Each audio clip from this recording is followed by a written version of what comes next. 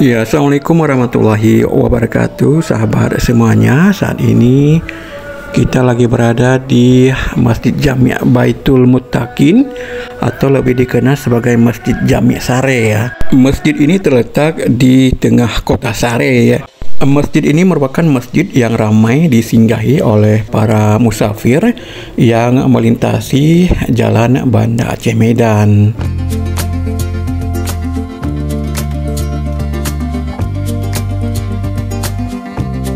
Dan ini adalah suasana di Masjid Baitul Muttaqin Sare jelang pelaksanaan salat maghrib. Nampak sejumlah para jamaah mulai berdatangan di Masjid Kebanggaan Masyarakat Sare ini.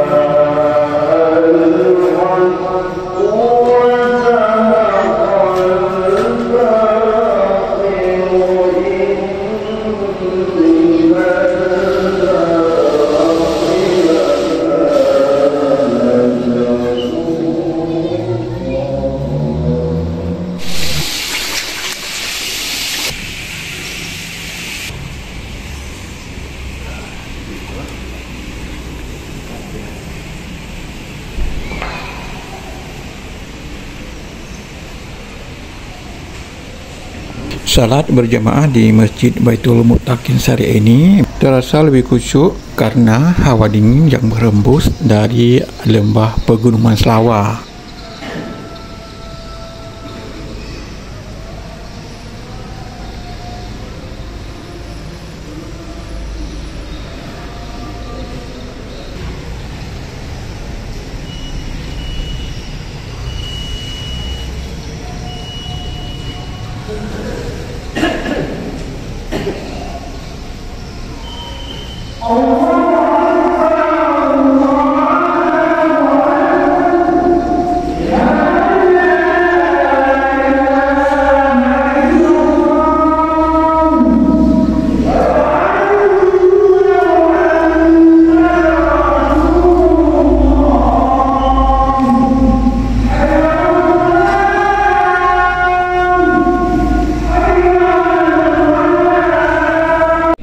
Sahabat semuanya, baru saja selesai pelaksanaan salat maghrib berjamaah di Masjid Baitul Muttaqin Sare. Nampak sejumlah jamaah mulai keluar dari masjid ini.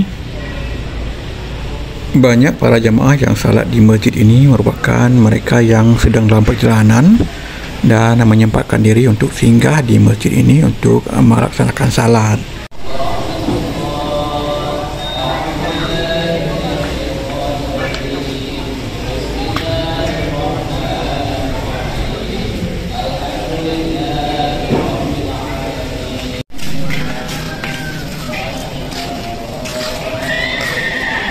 Demikianlah video singkat dari Masjid Sare. Semoga video ini bermanfaat untuk Anda. Assalamualaikum warahmatullahi wabarakatuh.